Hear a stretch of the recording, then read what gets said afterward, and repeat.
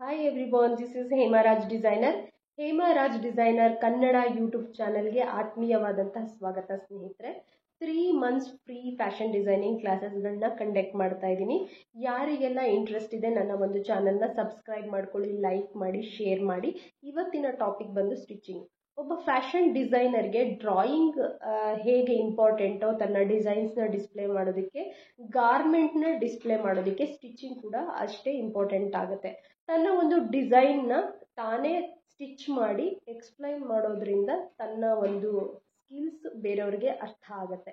So stitching ಕೂಡ ತುಂಬಾ important ಆಗುತ್ತೆ. ಒಬ್ಬ ಫ್ಯಾಷನ್ ಡಿಸೈನರ್ಗೆ ಸ್ಟಿಚಿಂಗ್ ಕಲ್ತಿರೋದು ತುಂಬ ಇಂಪಾರ್ಟೆಂಟ್.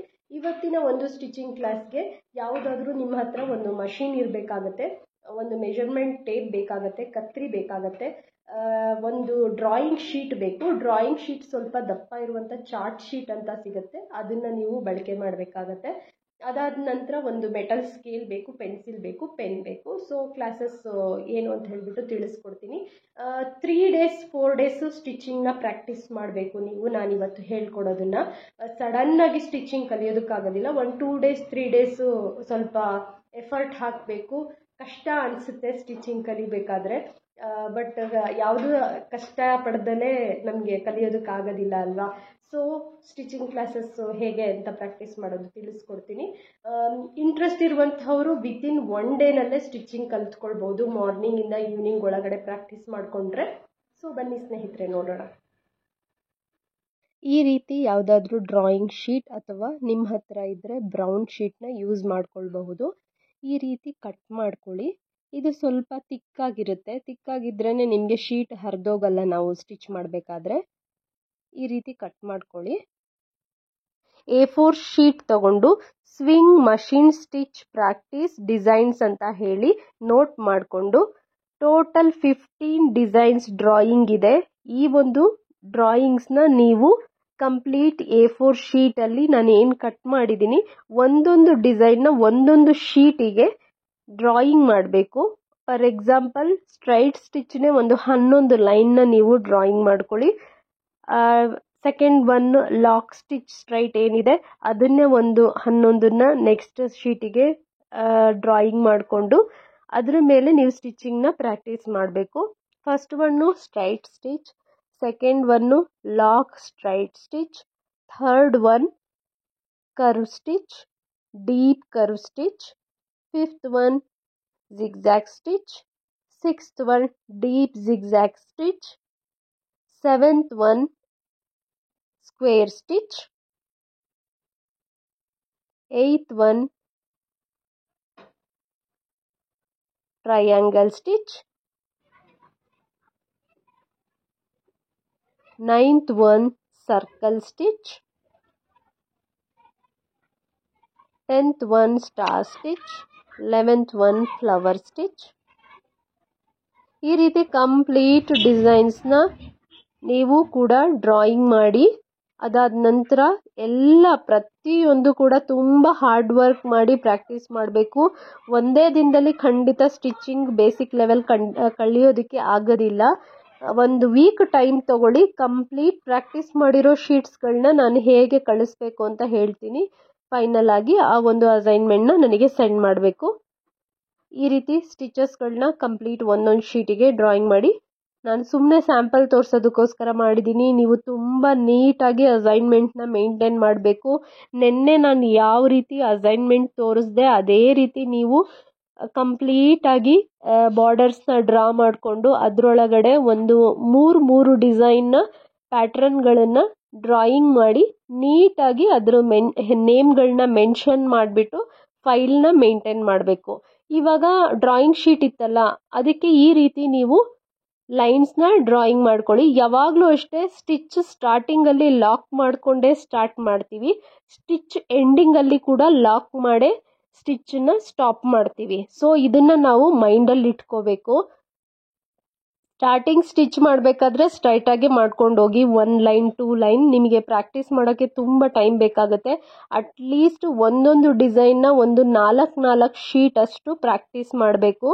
ಈ ರೀತಿ ಲೈನ್ ಯಾಕೆ ಹಾಕ್ಕೊಳ್ಳೋದು ಅಂತ ಹೇಳಿದ್ರೆ ನಮ್ಮ ಒಂದು ಸ್ಟಿಚಿಂಗ್ ಲೈನ್ಸ್ ಏನಿರುತ್ತೆ ಅದು ಸ್ಟ್ರೈಟ್ ಆಗಿ ಬರಬೇಕು ಅಂತ ಹೇಳ್ಬಿಟ್ಟು ನಾವು ಈ ರೀತಿ ಪ್ರಾಕ್ಟೀಸ್ ಮಾಡ್ಕೊಳ್ತೀವಿ. ಇಲ್ಲ ಅಂತ ಹೇಳಿದ್ರೆ ನಮಗೆ ಕಲಿಯೋದಕ್ಕೆ ಕಷ್ಟ ಆಗುತ್ತೆ. ಒಂದು ವೈಟ್ ಶೀಟ್ ತಗೊಂಡು ನೀನು ಸ್ಟ್ರೈಟಾಗಿ ಸ್ಟಿಚ್ ಮಾಡು ಅಂತ ಹೇಳಿದ್ರೆ ಅದು ಸ್ಟ್ರೈಟಾಗಿ ಖಂಡಿತ ಬರೋದಿಲ್ಲ.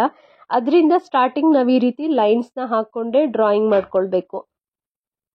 ನಾರ್ಮಲ್ ಲೆಗ್ ಮಷಿನ್ ಇದ್ದರೆ ನಿಮ್ಮ ಹತ್ರ ಕಾಲನ್ನು ನಾವು ಸ್ಟ್ರೈಟಾಗಿ ಇಟ್ಕೊಂಡು ಮಷಿನ್ನ ತುಣಿಬಾರ್ದು. ಬ್ಯಾಲೆನ್ಸ್ ಸಿಕ್ಕೋದಿಲ್ಲ, ಕಷ್ಟ ಆಗುತ್ತೆ ಸ್ಟಿಚಿಂಗ್ ಮಾಡೋದಕ್ಕೆ. ಈ ರೀತಿ ಒಂದು ಕಾಲು ಹಿಂದೆ ಒಂದು ಕಾಲು ಮುಂದೆ ಇಟ್ಕೊಂಡು ನಾವು ಸ್ಟಿಚ್ ಮಾಡೋದ್ರಿಂದ ನಮಗೆ ಬ್ಯಾಲೆನ್ಸ್ ನೀಟಾಗಿ ಮಾಡ್ಬೋದು ಸ್ಟಿಚಿಂಗಲ್ಲಿ. ಸೊ ಯಾವಾಗಲೂ ಅಷ್ಟೇ ಕಾಲನ್ನು ಹಿಂದೆ ಒಂದು ಮುಂದೆ ಒಂದು ಇಟ್ಕೊಂಡು ಪ್ರಾಕ್ಟೀಸ್ ಮಾಡಿ ಸ್ಟಿಚಿಂಗ್ ಪ್ರಾಕ್ಟೀಸ್ ಮಾಡಬೇಕಾದ್ರೆ. ಹ್ಯಾಂಡ್ ವೀಲ್ ಏನಿರುತ್ತೆ ಅದು ರೈಟ್ ಸೈಡಿಗೆ ಟರ್ನ್ ಆಗಬೇಕು, ಬ್ಯಾಕ್ ಸೈಡ್ ಬರಬಾರ್ದು. ಅದು ರಾಂಗ್ ಪ್ರೊಸೀಜರ್ ಆಗುತ್ತೆ. ಸ್ಟಾಪ್ ಮಾಡಿದ್ರೂ ಕೂಡ ಬ್ಯಾಕಿಗೆ ಹೋಗಬಾರ್ದು. ಎರಡೂ ವೀಲ್ಗಳು ಬ್ಯಾಕ್ ಸೈಡಿಗೆ ಟರ್ನ್ ಆಗಬಾರ್ದು. ಸೊ ನೋಡ್ತಾ ಇದ್ದೀರಾ, ಈ ರೀತಿನೇ ಕಂಪ್ಲೀಟ್ 2 ದಿನ ನೀವು ಬರೀ ಮಷಿನ್ ತುಣಿಯೋದನ್ನೇ ಪ್ರಾಕ್ಟೀಸ್ ಮಾಡಬೇಕು. ಈ ರೀತಿ ಮಷಿನ್ ತುಣಿಯೋದನ್ನ ಪ್ರಾಕ್ಟೀಸ್ ಮಾಡಿದ್ರೇನೆ ಸ್ಟಾಪ್ ಮಾಡೋ ಬ್ಯಾಲೆನ್ಸ್ ಸಿಕ್ಕೋದು, ಮಷಿನ್ನ ಸ್ಟಾರ್ಟ್ ಮಾಡೋದಕ್ಕೆ ಬ್ಯಾಲೆನ್ಸ್ ಸಿಕ್ಕೋದು. ಲೆಗ್ ಮಷಿನ್ ಇದ್ದರೆ ದಯವಿಟ್ಟು ಇದೇ ರೀತಿನೇ ಪ್ರಾಕ್ಟೀಸ್ ಮಾಡಿ. ನೋಡಿ, ಸ್ಟಾಪ್ ಅಂದಿದ ತಕ್ಷಣ ಸ್ಟಾಪ್ ಆಗಬೇಕು. ಸೆಲ್ಫ್ ಚೆಕ್ ಮಾಡ್ಕೊಳ್ಳಿ. ತುಣಿತಾ ತುಣಿತಾ ಆಟೋಮೆಟಿಕ್ಕಾಗಿ ಸ್ಟಾಪ್ ಮಾಡಿ. ಬ್ಯಾಕ್ ಸೈಡ್ ಹೋಗಬಾರ್ದು ವೀಲ್, ನಮ್ಮ ಸೈಡೇ ರೈಟ್ ಸೈಡಿಗೆ ಟರ್ನ್ ಆಗಬೇಕು. ಎರಡೂ ವೀಲ್ಗಳು ಅಷ್ಟೇ. ಕಂಪ್ಲೀಟ್ ಇದನ್ನು ನೀವು 1 ದಿನ ಪ್ರಾಕ್ಟೀಸ್ ಮಾಡಬೇಕು. ಸ್ವಲ್ಪ ಕೈಕಾಲೆಲ್ಲ ನೋವಾಗುತ್ತೆ, ಸೊ ಏನೂ ಆಗಲ್ಲ. ಸೆಕೆಂಡ್ ಡೇನೂ ಸ್ವಲ್ಪ ನೋವಾಗುತ್ತೆ, ಟಯರ್ಡ್ ಆಗುತ್ತೆ. ಒಂದು 4-5 ಡೇಸ್ ನೀವು ಇದೇ ರೀತಿ ಪ್ರಾಕ್ಟೀಸ್ ಮಾಡಿದ್ಮೇಲೆ ಆಟೋಮೆಟಿಕ್ಕಾಗಿ ಸ್ಟಿಚಿಂಗ್ ತುಂಬ ಚೆನ್ನಾಗಿ ಪ್ರಾಕ್ಟೀಸ್ ಮಾಡ್ಬೋದು. ಕಂಟಿನ್ಯೂಸ್ 1 ದಿನ ನೀವು ಇದೇ ರೀತಿ ಮಷಿನ್ನ ತುಣಿದ್ಬಿಟ್ಟು ಪ್ರಾಕ್ಟೀಸ್ ಮಾಡಬೇಕು. ಲೆಗ್ ಮಷಿನ್ ಇದು. ಸೊ ನಾನು ನೀಡಲ್ನ ಹಾಕ್ಕೊಳ್ತಾ ಇದ್ದೀನಿ. ಥ್ರೆಡ್ ಏನು ಹಾಕಬಾರ್ದು, ಜಸ್ಟ್ ನೀಡಲ್ನ ಇನ್ಸರ್ಟ್ ಮಾಡಿಬಿಟ್ಟು ಸ್ಟಿಚಿಂಗ್ನ ಸ್ಟಾರ್ಟ್ ಮಾಡಿ. ನೀವು ಬ್ರೌನ್ ಶೀಟ್ ಇದ್ದರೆ ಬ್ರೌನ್ ಶೀಟು, ಇಲ್ಲ ಡ್ರಾಯಿಂಗ್ ಶೀಟಲ್ಲಿ ಏನು ನಾವು ಡ್ರಾಯಿಂಗ್ಸ್ನ ಡ್ರಾ ಮಾಡಿದ್ವಿ ಅಲ್ವಾ, ಅದ್ರ ಮೇಲೆ ಇವಾಗ ನಾವು ಸ್ಟಿಚಿಂಗ್ ಮಾಡ್ಕೊಳ್ತಾ ಹೋಗಬೇಕು. ಸ್ಟಿಚಿಂಗ್ ಮಾಡಬೇಕಾದ್ರೆ ಬಾಬಿನ್ ಕೇಸ್ನ ತೆಗಿಬೇಕು. ಈ ಪಾಯಿಂಟ್ನ ನೆನ್ಪಿಟ್ಕೊಳ್ಳಿ. ಬಾಬಿನ್ ಕೇಸ್ ಹಾಕಿ ಸ್ಟಿಚಿಂಗ್ ಮಾಡಬಾರ್ದು. ಹ್ಯಾಂಡ್ ವೀಲ್ ಏನಿರುತ್ತೆ ಅದು ರೈಟ್ ಸೈಡ್ಗೆ ಟರ್ನ್ ಆಗೋ ರೀತಿ ನಿಧಾನವಾಗಿ ಮೊದಲು ಶೀಟ್ ಮೇಲೆ ನೀಡಲ್ನ ಪ್ರೆಸ್ ಮಾಡ್ಕೊಳ್ಳಿ. ಅದಾದಮೇಲೆ ಲೈನ್ಸ್ ಮೇಲೆ ನಿಧಾನವಾಗಿ ಸ್ಟಿಚ್ ಮಾಡ್ಕೊಳ್ತಾ ಹೋಗಬೇಕು. ಇದೇ ರೀತಿನೇ ಪ್ರತಿಯೊಂದು ಶೀಟಲ್ಲೂ ಕೂಡ ನೀವು ಇದೇ ರೀತಿ ಪ್ರಾಕ್ಟೀಸ್ ಮಾಡಬೇಕು. ಏನು ನಾನು ಮಾರ್ಕ್ ಮಾಡಿದ್ದೀನಿ ಅದು ಲಾಕ್ ಸ್ಟಿಚ್ಚು, ಅಂದರೆ ಯಾವುದೇ ಒಂದು ಸ್ಟಿಚಿಂಗ್ ಸ್ಟಾರ್ಟ್ ಮಾಡಬೇಕಾದ್ರೆ ಎಂಡ್ ಮಾಡಬೇಕಾದ್ರೆ ಲಾಕ್ ಮಾಡ್ಕೊಳ್ತೀವಿ. ನಾವು ಫ್ಯಾಬ್ರಿಕ್ ಅಂತ ಫೀಲ್ ಮಾಡಿಕೊಂಡೇ ಸ್ಟಿಚ್ ಮಾಡಬೇಕು. ಸ್ಟಾರ್ಟಿಂಗ್ 1-2-3 ಲೈನು ಸ್ಟ್ರೈಟಾಗೆ ಮಾಡ್ಕೊಳ್ಳಿ, ನಿಮಗೆ ಬ್ಯಾಲೆನ್ಸ್ ಸಿಕ್ಕಬೇಕು. ಅದಾದ ನಂತರ ನೀವೇನು ಮಾಡಬೇಕು ಅಂತ ಹೇಳಿದ್ರೆ ಲಾಕಿಂಗ್ ಮಾಡಿ ಸ್ಟಿಚ್ನ ಕಂಟಿನ್ಯೂ ಮಾಡಬೇಕು, ಲಾಕಿಂಗ್ ಮಾಡಿ ಸ್ಟಿಚ್ನ ಸ್ಟಾಪ್ ಮಾಡಬೇಕು. ನಾವು ಯಾಕೆ ಲೈನ್ಸ್ ಮೇಲೆ ಪ್ರಾಕ್ಟೀಸ್ ಮಾಡೋದು ಅಂತ ಹೇಳಿದ್ರೆ ಸೆಲ್ಫ್ ಚೆಕ್ ಮಾಡ್ಕೊಳ್ಳೋದಕ್ಕೆ ಈಸಿ ಆಗುತ್ತೆ. ನಮ್ಮ ಒಂದು ಸ್ಟಿಚ್ ಲೈನ್ಸ್ ಏನಿರುತ್ತೆ ಅದು ಬಟ್ಟೆ ಮೇಲೆ ನಾವು ಸ್ಟಿಚ್ ಮಾಡಿದಾಗಲೂ ಕೂಡ ಸ್ಟ್ರೈಟ್ ಆಗಿರುತ್ತೆ. ಬ್ಯಾಕ್ ಸೈಡ್ಗೆ ಟರ್ನ್ ಮಾಡಿದಾಗ ಎಕ್ಸಾಕ್ಟ್ ನೀವು ಲೈನ್ ಹಾಕಿರುವಂತಹ ಸ್ಟಿಚ್ಚು ಬ್ಯಾಕ್ ಸೈಡ್ ಕೂಡ ಸ್ಟ್ರೈಟ್ ಆಗಿದೆಯಾ ಅಂತ ಚೆಕ್ ಮಾಡ್ಕೋಬೇಕು. ಚೆಕ್ ಮಾಡಿ ಅದು ರಾಂಗ್ ಆಗಿದ್ದರೆ ನೀವೇ ಸೆಲ್ಫ್ ಚೆಕ್ ಮಾಡಿ ಸರ್ಕಲ್ನ ಹಾಕ್ಕೊಂಡು ಮತ್ತೆ ಲೈನ್ನ ಡ್ರಾಯಿಂಗ್ ಮಾಡಬೇಕು. ನೋಡಿ, ಇಲ್ಲಿ ಮಿಸ್ಟೇಕ್ ಆಗಿರೋದು ಕ್ಲಿಯರ್ ಆಗಿ ಕಾಣಿಸ್ತಾ ಇದೆ. ಸೊ ನಾನು ಸ್ಟಿಚಿಂಗ್ ಸರಿ ಇಲ್ಲ ಅಂತ ಹೇಳಿದ್ರೆ ಬ್ಯಾಕ್ ಸೈಡು ನಾವು ಚೆಕ್ ಮಾಡೋದಕ್ಕೆ ಈಸಿ ಆಗುತ್ತೆ. ಮತ್ತೆ ನೀವು ಅದನ್ನು ಪ್ರಾಕ್ಟೀಸ್ ಮಾಡಬೇಕು. ಎಲ್ಲ ಡಿಸೈನ್ಸ್ನೂ ಕೂಡ ಇದೇ ಥರ ಮಾಡಬೇಕು. ಕೆಲವೊಂದು ಡಿಸೈನ್ಸಲ್ಲಿ ಟ್ರಿಕ್ಸ್ ಇದೆ. ನಿಮಗೆ ಮಾಡೋಕ್ಕಾಗಿಲ್ಲ ಅಂತ ಹೇಳಿದ್ರೆ, ಏನಾದರೂ ಕಷ್ಟ ಅನಿಸಿದ್ರೆ ಕಮೆಂಟ್ ಮಾಡಿ ತಿಳಿಸ್ಕೊಡ್ತೀನಿ. ನೋಡಿ, ಇಲ್ಲಿ ತುಂಬ ಕರ್ವ್ ಇರೋ ಲೈನ್ನ ಸ್ಟಿಚ್ ಮಾಡ್ತಾ ಇದ್ದೀನಿ. ಬಟ್ ಇದರಲ್ಲೂ ಕೂಡ ಲಾಕಿಂಗ್ ಮಾಡಿಕೊಳ್ಳೇಬೇಕು. ಲಾಕ್ ಮಾಡ್ದಲ್ಲೇ ಯಾವುದೇ ಸ್ಟಿಚ್ಚು ಮಾಡಬಾರ್ದು. ಸ್ಟಾರ್ಟಿಂಗು ಲಾಕಿಂಗ್ ಸ್ಟಿಚ್ ಮಾಡಿಬಿಟ್ಟು ನಂತರ ಕಂಟಿನ್ಯೂ ಮಾಡ್ಕೊಂಡು ಹೋಗಬೇಕು. ಪ್ರತಿಯೊಂದು ಡಿಸೈನ್ಗೂ ಕೂಡ ಈ ಥರ ಟ್ರಿಕ್ನ ಯೂಸ್ ಮಾಡಬೇಕು. ಮೊದಲು ಲಾಕ್ ಮಾಡ್ಕೊಳ್ಳಿ, ಆಮೇಲೆ ನಿಧಾನವಾಗಿ ಪೇಪರ್ನ ಮೂವ್ ಮಾಡ್ತಾ ಸ್ಟಿಚಿಂಗ್ ಮಾಡ್ಕೊಳ್ತಾ ಹೋಗಬೇಕು.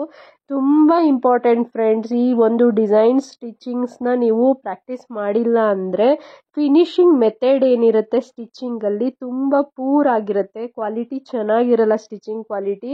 ಈ ಒಂದು ಸ್ಟಿಚ್ಗಳನ್ನೆಲ್ಲ ತುಂಬ ನೀಟಾಗಿ ಪ್ರಾಕ್ಟೀಸ್ ಮಾಡಿ, ಮತ್ತು ಇದನ್ನು ಫ್ಯಾಬ್ರಿಕ್ಕಲ್ಲಿ ಸೇಮ್ ಇದೇ ರೀತಿ ಪಾಂಪ್ಲಿನ್ ಫ್ಯಾಬ್ರಿಕ್ ತಗೊಂಡು ಕಟ್ ಮಾಡಿ ಇದೇ ರೀತಿ ಡ್ರಾಯಿಂಗ್ನ ಮಾಡಿ ಥ್ರೆಡ್ ಹಾಕ್ಕೊಂಡು ಸ್ಟಿಚಿಂಗ್ನ ಪ್ರಾಕ್ಟೀಸ್ ಮಾಡಬೇಕು. ಅದಕ್ಕಿಂತ ಮುಂಚೆ ನಾವು ಪೇಪರ್ನೇ ಫ್ಯಾಬ್ರಿಕ್ ಅಂತ ಹೇಳಿ ಫೀಲ್ ಮಾಡ್ಕೊಂಡು ಸ್ಟಿಚ್ ಮಾಡೋದ್ರಿಂದ ಫ್ಯಾಬ್ರಿಕಲ್ಲಿ ನಾವು ಏನಾದರೂ ಮಿಸ್ಟೇಕ್ ಮಾಡೋದನ್ನು ಕಂಡುಹಿಡಿಬೋದು.